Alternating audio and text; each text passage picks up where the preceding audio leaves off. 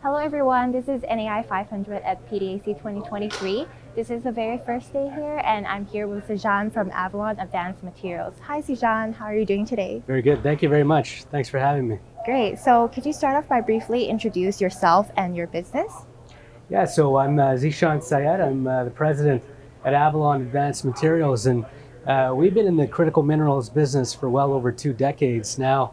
Our CEO, Don Bubar, long foresaw the advent of critical minerals and their applications in the energy transition. So yeah, we've been in the business for quite some time for many obvious reasons. Now the lithium market's really dictating the pace of change and where our business focus is at. And yeah, I'm happy to talk about that today. Great, so I know that you have a separation rapids deposit that holds the world's largest undeveloped known resource. Can you tell us more about if there are any updates and more about it in general? Yeah, thanks for that question, Sharon. The petalite market is actually one that is not well known. In fact, outside of Zimbabwe, we've got the only known global reserve of petalite, which is a rare form of lithium. And it's quite a vast use in the glass ceramics industry. And we've seen a lot of interest, of course, come in from there. The Zimbabwe government in December of last year and early this year has made some decisions to really localize that supply chain. So a lot of the end users that require that petalite have really started to look at Avalon. So we're very bullish on that. And that's part of our development model that we have. Of course, all the talk is about the battery supply chain, and petalite, the form of lithium, has quite a large application there.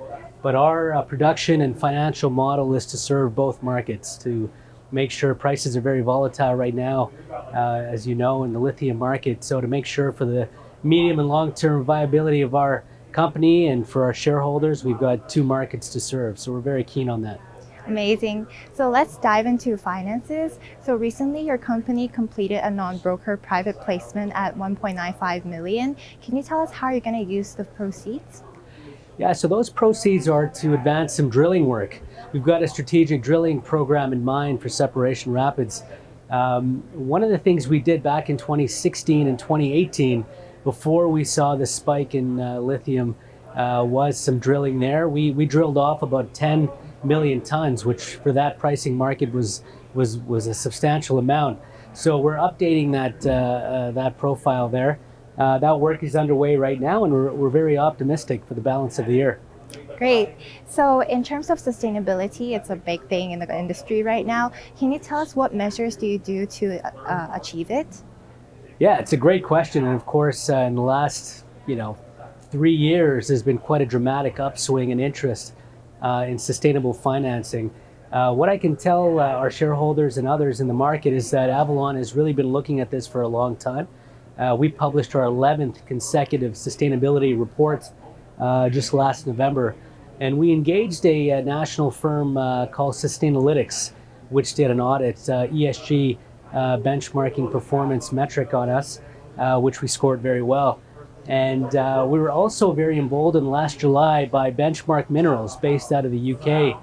They did their inaugural lithium ESG score, and we ranked in the top 3% of that. So we're very excited about those developments. And of course, as we get into production, that's certainly something that we will keep top of mind. Those are some very exciting highlights. So let's talk about your major shareholders. Who are they? And can you tell us a little bit about your management team as well? Sure. We've got quite a broad range of shareholders around the world. One of the things that we've been trying to do in the last 6 months with some institutional investors here in Canada, of course, all the rage in North America about the energy transition materials. And so we're deep in discussions with quite a range of institutional investors, but we've got quite a broad range of investors around the world. And in terms of our management team, with the upswing in activity now and with some of the work we have underway, we're modernizing the team. As you know, I've just been appointed president, very proud of that. We've got a very strong vision for the future of Avalon, and we're poised for growth. So we've also added a new VP of operations and a chief operating officer, and we're looking to expand our team as we get underway here.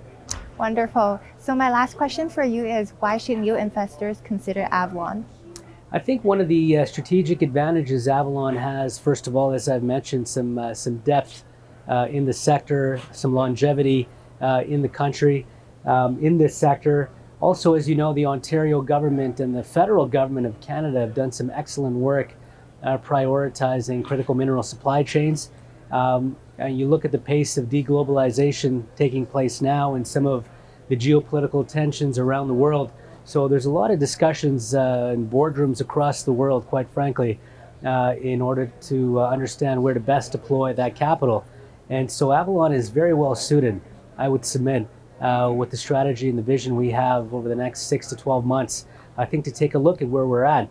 We've got aspirations to build not just the upstream, but the midstream capacity to serve the North American EV market.